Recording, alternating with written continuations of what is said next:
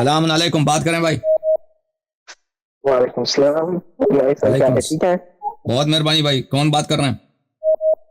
جی وسیم حسن بات کر رہا ہوں. پچھلے 3 ہفتوں سے ٹرائی کر رہا تھا آپ سے بات کرنے کی، لیکن آج خوش قسمتی سے ہو ہی گئی ہے. جی سر. میں کوئی مناظرہ کرنے نہیں آیا، میں میٹرک کا اسٹوڈنٹ ہوں. اہل سنت سے تعلق ہے. کچھ میرے سوالات تھے آپ سے. جی میرا آپ کی ویڈیو مطلب دیکھتا ہوں روزانہ، تو فقہ جعفریہ کی طرف میرا رجحان ہے کہ میں مذہب اہل تشیعوں کو قبول کر لوں. تو اس متعلق پہلا سوال یہ تھا کہ یہ جو آپ کلمہ پڑھتے ہیں اشہد ان لا الہ الا اللہ ولی اللہ، اس کا ثبوت اہل سنت کی کتب میں کیا ہے؟ یہی کہ رسول پاک صلی اللہ علیہ وسلم نے یوم غدیر خم کہا کہ من کنت ولیہ فہذا ولیہ، جس کا میں ولی ہوں، امیر المؤمنین علیہ السلام اس کے ولی ہیں. جی بالکل. اچھا، تو ایک اور سوال یہ تھا کہ کیا یہ فقہ جعفری اور اہل تشیعوں میں کوئی فرق ہے یا ایک ہی بات ہے دونوں کی؟ نہیں، شیعہ اور یعنی فقہ جعفریہ کی اصطلاح ہے. فقہ جعفریہ جو پاکستان میں کافی مشہور ہوا ہے، فقہ جعفریہ جو ہے نا وہ ٹی وی کی وجہ سے، اور ٹی وی میں اذان کا ٹائم رکھتے ہیں نا، وہ کہتے ہیں فقہ جعفریہ اور فقہ حنفی، تو اس وجہ سے وہ مشہور ہوا ہے. اللہ مذہب جو ہے نا، مذہب ہمارا مذہب شیعہ مذہب ہے، اور یہ 12 اماموں کا مذہب ہے. اور ہمارے پاس جو احادیث روایات ہیں یہ 12 اماموں کے، یہ سب کے سب حجت ہیں. تو وہ ایک اصطلاح ہے جو صرف پاکستان میں زیادہ مشہور ہے، فقہ جعفریہ کہتے ہیں نا. وَإِلَّا جی ہاں، یہ مذہب جعفری ہے، اور یہ مہدوی بھی ہے، علوی بھی ہے، فاطمی بھی ہے، یہ محمدی بھی ہے صلی اللہ علیہ وآلہ وسلم. یہ 12 اماموں کا متین ہے. ٹھیک ہے نا. تو ایک سوال یہ تھا کہ میں نے اپنے ایک دوست سے کہا تھا کہ آپ لوگ اہل تشیعوں کی کتابوں کو کیوں نہیں مانتے؟ تو وہ کہتے ہیں کہ ان کے جو راوی ہے نا اور سنت وغیرہ وہ آپ سلم سے جا کے ملتی ہی نہیں ہے. راویوں سے نہیں ملتی ہے. راوی جو راوی نہیں ہے، آپ سلم تک سنت پہنچتی نہیں ہے کہ ہماری تو صحابہ کرام کے ذریعے پہنچ جاتی ہے. جی، تو آپ کے جو پہلی بات یہ ہے کہ رسول پاک صلی اللہ علیہ وآلہ وسلم نے کہا کہ میرے بعد میری اہل بیت علیہ السلام کی اتباع کرو. جو ہماری احادیث کی کتابیں ہیں وہ سب کے سب ائمہ طاہرین علیہ السلام کے زمانے میں ان کے صحابہ نے احادیث لکھے. ٹھیک ہے نا. اور پھر انہی کتب میں سے، ان میں سے بہت ساری کتب ہمارے پاس بچی ہیں، تو وہ کتابیں تو ائمہ علیہ السلام کے زمانے میں لکھی گئی ہیں. اور ان کے 1 یا 2 نسل کے بعد، مثلا کلینی صاحب رحمۃ اللہ علیہ، انہوں نے انہی صحابہ کی کتابوں سے مزید کتابیں ان لوگوں نے لکھی ہیں. تو ہمارے جو احادیث ہیں وہ بالکل قطعی الصدور ہیں ائمہ علیہ السلام سے، اور وہ رسول پاک صلی اللہ علیہ وسلم سے. لیکن آپ کی جو احادیث ہیں وہ مثلا بخاری سنہ 250 اس کی وفات ہے، رسول پاک صلی اللہ علیہ وسلم کی وفات ہے سنہ 11 ہجری، 11 کے ابتدا میں، یعنی 255. بخاری 255 کی وفات ہے، رسول پاک صلی اللہ علیہ وسلم سنہ 11، تو ان کے درمیان 240 سال کا زمانہ ہے، اس سے بھی زیادہ.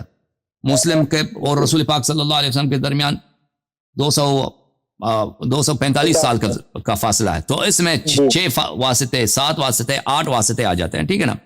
اور یہ سب اپنے حافظے سے نقل کرتے ہیں، اپنے میموری سے نقل کرتے ہیں. ہاں، تو اس میں ریلائبلٹی رہتی نہیں ہے. اب الگ بات ہے کہ ان میں سے بہت سارے جھوٹے ہیں یا متعصب ہیں، بہت ساری وہ اس باتوں کو چیڑے بھی نا. تو سچے آدمی بھی جو ہے نا، ایک آدمی 30 سال کے بعد، 40 سال کے بعد کسی واقعے کو نقل کر رہا ہے اپنے حافظے سے، اور پھر اس سے جو آدمی سنتا ہے وہ اس نے صحیح سنا یا نہیں سنا، 40 سال کے بعد، 50 سال کے بعد نقل کر رہا ہے. اس طرح چلتے چلتے تاکہ 250 سال کے بعد آپ کو 5 6 7 واسطوں سے یہ حدیث ملے. تو اس میں وہ آپ دنیا کے کسی شخص کے پاس بھی جائیں نا، تو یہ کہیں گے کہ یہ سنی سنائی باتیں ہیں، یہ سنی سنائی باتیں ہیں، اس کا کوئی یہ ریلائبل نہیں ہے، یہ قابل اعتماد نہیں. قابل اعتماد کیا ہے؟ حدیث ہے، وہ حدیث جو انسان کو یقین ہو کہ پیغمبر نے کہا.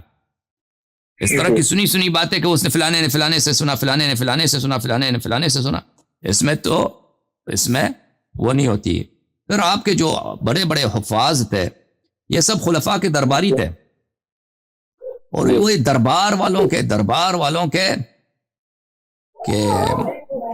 یعنی بادشاہ کے، وہ اس کے مفادات، اس کی سیاست کے خلاف حدیث نقل نہیں کرتے تھے. تو یہ سیاست کا اس میں بڑا دخل ہے. اور اس میں جو راوی تھے ان کا اپنا تعصب، کہ اس کا اپنا مذہبی رجحان کیا ہے، تو بعض احادیث کو چھپاؤ، بعض احادیث کو نقل نہ کرو. بہرحال ان سب کا اس میں اثر ہوتا ہے. اور مزید کوئی سوال ہے بھائی؟ جی ایک دو سوال اگر اجازت ہو تو پوچھ لوں. جی پوچھ لیں. وہ میں نے اپنے دوست سے یہ بھی کہا تھا کہ 12 ائمہ جو ہے ان کو ماننا یہ ہمارے لیے حجت ہے, ان کو ماننا چاہیے. وہ کہتا ہے کہ آپ وسلم نے کہاں فرمایا تھا کہ میرے بعد 12 امام آئیں گے اور 12 کے 12 کو امام ماننا.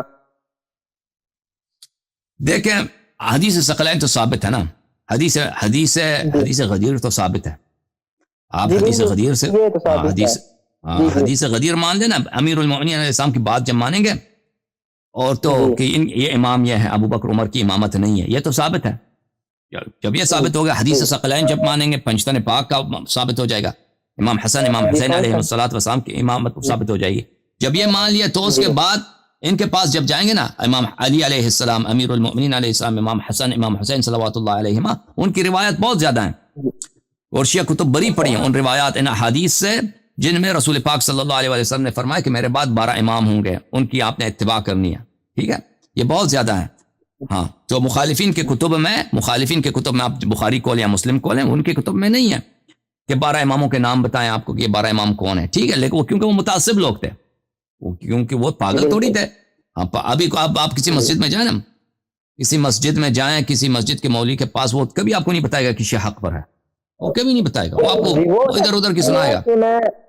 تو بخاری مسلم بھی یہی تھا نا, بخاری مسلم یہ ہے. تو آپ ان سے توقع نہ رکھیں کہ وہ اپنے مذہب کے خلاف صحیح بات کو نقل کریں. اوکے اوکے, تھینک یو میرے. جی ایک علیہ صاحب ایک سوال ابھی رکھا ہے, وہ مجھے سمجھ یہ نہیں آتی کہ آپ کے نزدیک جمعہ پڑھنا مطلب اختیاری ہے, اگر پڑھنا چاہیں تو پڑھ سکتے ہیں, نہ پڑھنا چاہیں تو شاید نہیں بھی پڑھ سکتے, تو اس کی کیا ریزن ہے؟ اس کی ریزن یہ ہے کہ مسئلہ اختلافی, شیعہ علماء میں یہ مسئلہ اختلافی ہے. ٹھیک ہے, ویسے جمعہ واجب ہے, اس میں کوئی شک نہیں ہے, لیکن جمعہ کے شرائط میں کہ کیا اس کا جو امام جماعت ہے, جیسے رسول پاک صلی اللہ علیہ وسلم کے زمانے میں جتنے جمعہ کے امام تھے, جو لوگ جمعہ پڑھاتے تھے, وہ رسول پاک صلی اللہ علیہ وسلم نصب کرتے تھے, ان کی جانب سے معزون تھے. ایسے کوئی نہیں پڑھا سکتا تھا کہ میں آپ کو جمعہ پڑھا رہا ہوں. ٹھیک ہے نا, اس طرح نہیں تھا.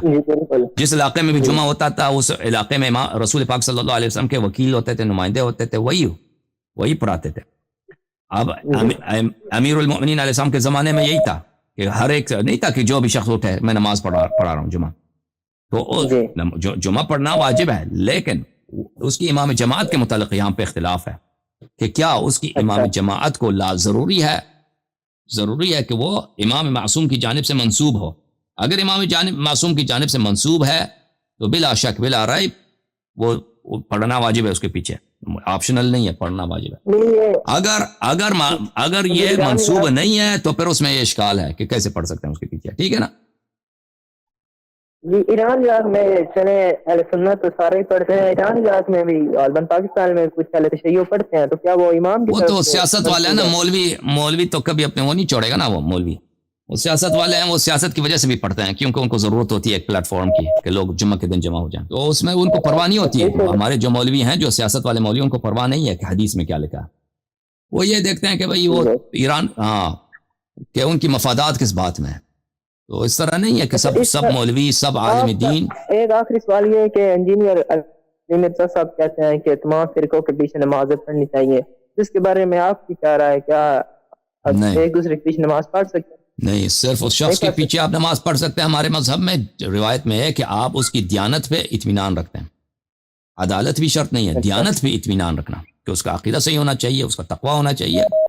یہ ہے, عدالت شرط نہیں ہے, دیانت شرط ہے. تو اس کی دیانت پہ آپ کے اطمینان ہونی چاہیے. ٹھیک ہے نا. عدالت حدیث میں نہیں ہے, عدالت میں یہ ہے کہ اس کی دیانت پہ آپ کا وثوق ہونا چاہیے.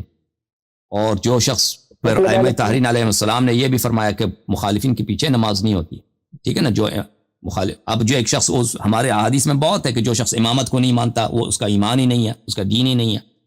تو یہ تو اور عموم میں بھی ہے, خصوص میں بھی ہے کہ مخالفین کے پیچھے نماز نہیں ہوتی.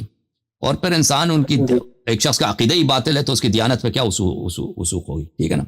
اب شیعہ مذہب میں جو اختلافات ہیں نا, آپس میں جو اختلافات ہے, اس میں بھی ایک شخص اگر اس کی دین عقیدے پر آپ کو اعتماد نہیں ہے, دیانت پہ اعتماد, اس کے پیچھے نماز نہیں پڑھ سکتے. Okay, thank you. Thank you sir. میرا خواہش یہ تھا کہ ہمارے آپریٹر صاحب نے بہت محنت کیا ہوگا, ایسے کالرز انہوں نے تیار کیے ہوں گے جو غدیر کے متعلق بات کریں گے, لیکن افسوس کے ساتھ کہ انہوں نے کالرز ایسے ہی جو بھی مثلا وہ ملا لیتے ہیں.